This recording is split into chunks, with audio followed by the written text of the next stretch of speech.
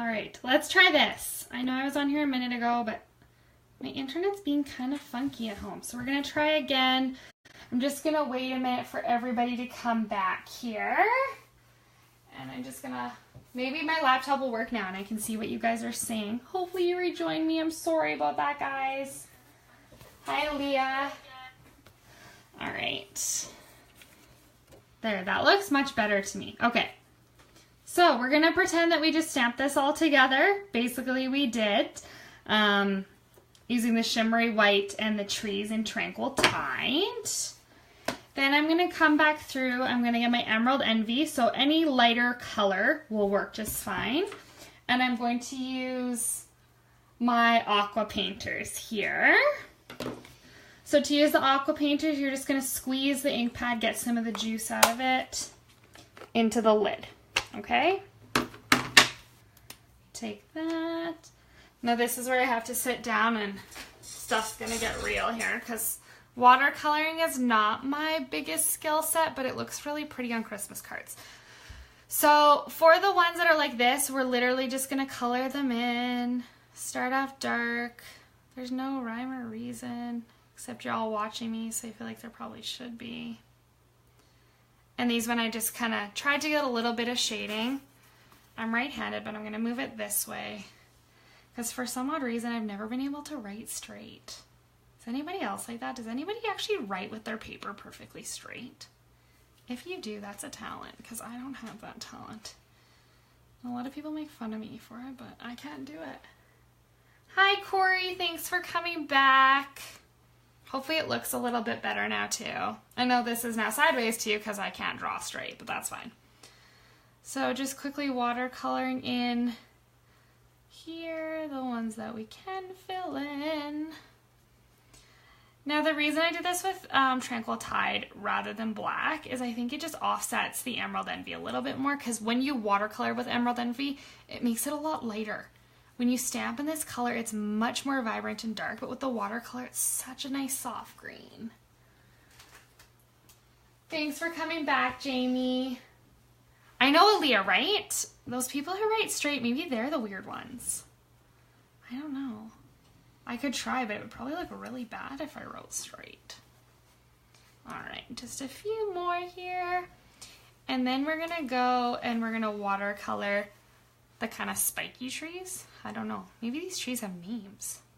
Another thing I clearly don't know much is all the different kinds of trees. Maybe I should learn that because I seem to stamp with a lot of trees.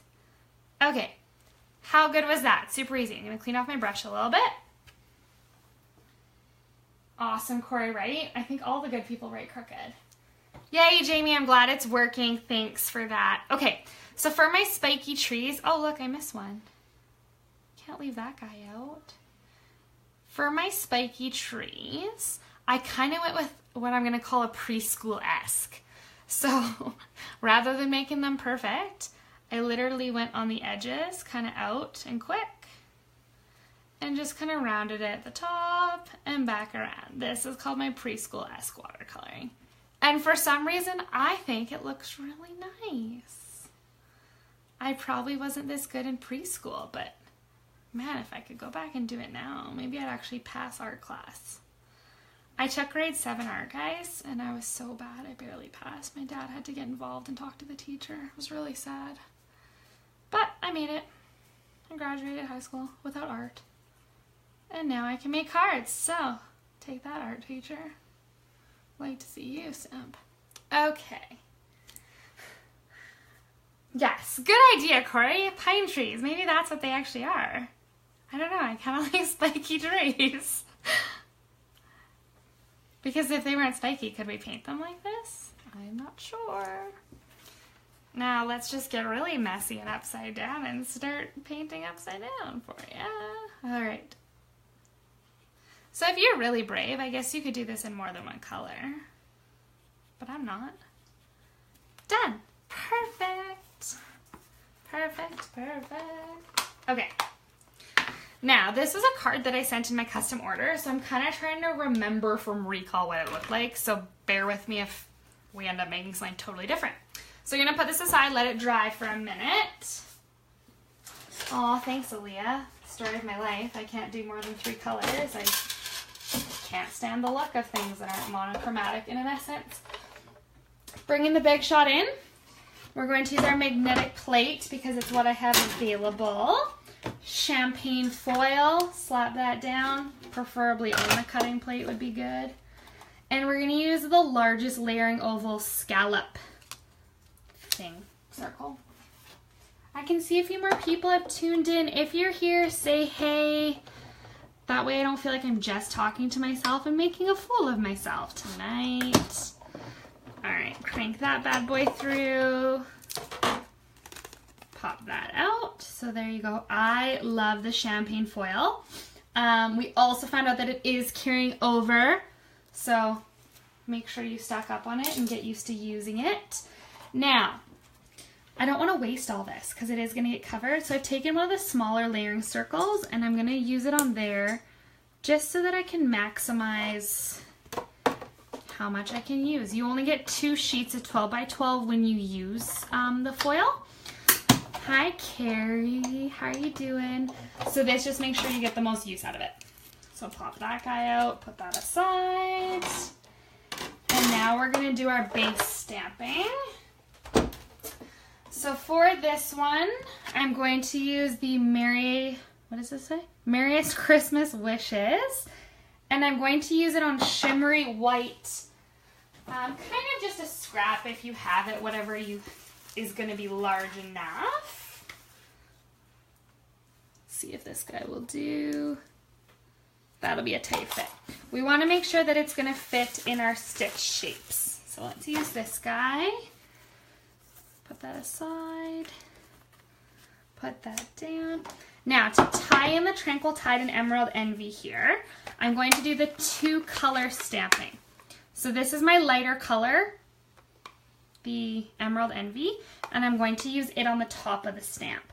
So once again, we're just kind of eyeballing halfway down and getting lots of ink on there.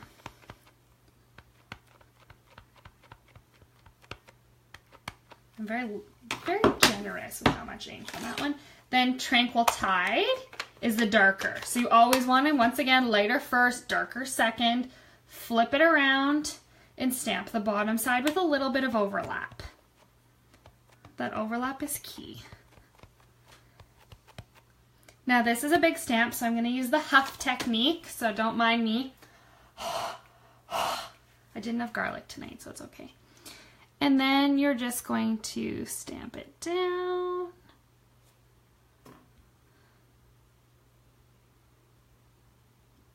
Lift it up. Ta-da! Gorgeous. Close your ink pads before we make a huge mess. And because that's a little bit juicy as well. And we're going to bring the Big Shot back in for this one. Put that down. Take our largest stitch shape circle. It will cut off a few of the kind of the cursive-y twists is what I refer to it as. I'm just all into making up my own words today, guys. It's fantastic. Okay, and then we're going to crank that through. All right. I can't believe we're already into December.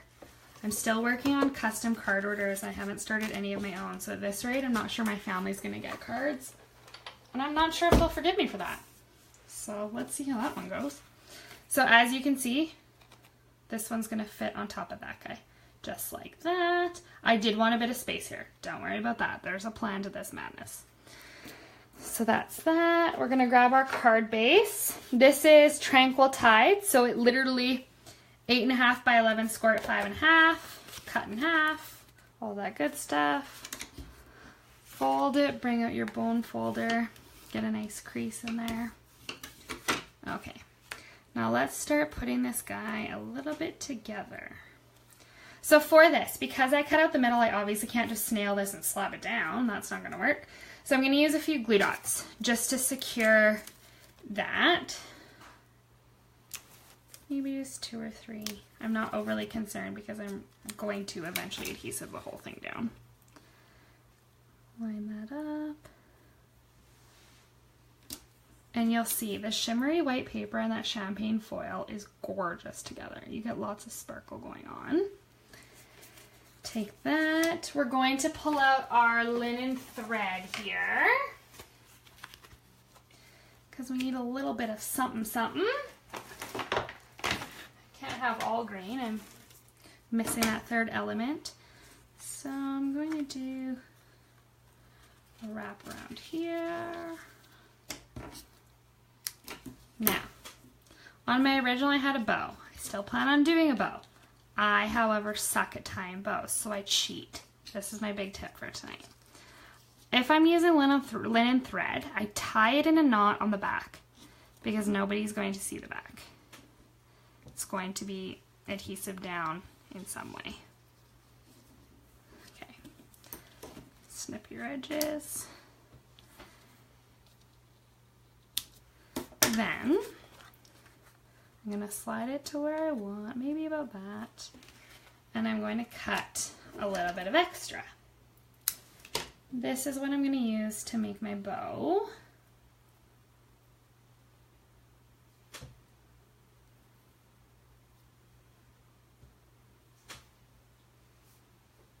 So that I get exactly the shape and size I want.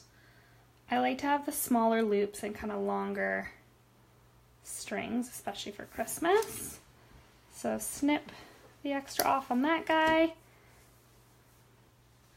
And then take your bow, grab a glue dot, push it down on the glue dot, up, fold this over so that literally your adhesive is only on the back of the bow and nobody's gonna see that you cheated. And then, are you ready for it, guys? Put it on the ribbon. Ta-da! Nobody will know you didn't tie a bow. Amazing, right? Probably my best tip today, and I'm not gonna lie. Okay, now let's make the rest of this card happen. So I'm gonna grab some dimensionals. Throw these on. Now the key to this is now I'm overlapping between the foil part and the shimmery white so that it all gets adhesive down. Pop these guys off.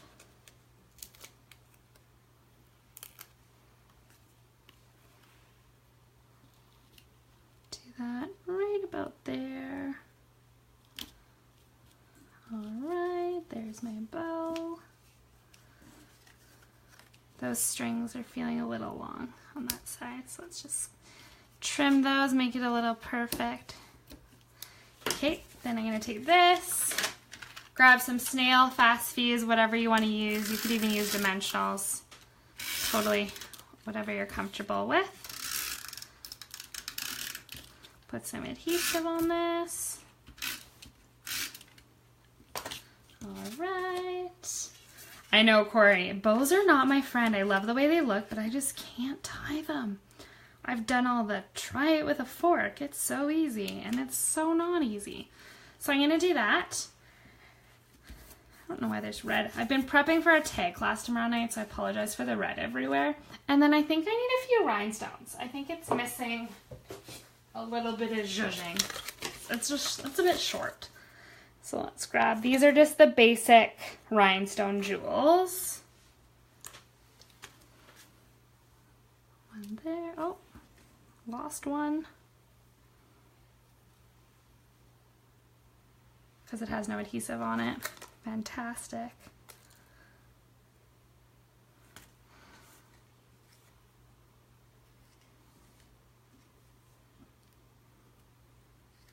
There.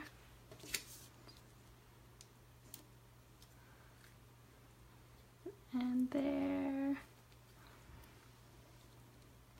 And only because I'm human, I made a little bit of mistake here with the ink. So it's getting a rhinestone because that fixes everything. And it's kind of like a star on the top of the little spiky or pine tree. So that's it, everybody. That's a quick watercolor wash lesson, and most importantly, my little trick of the bow. Thanks for tuning in tonight, guys. Enjoy the rest of your week. We'll see you next week. Bye!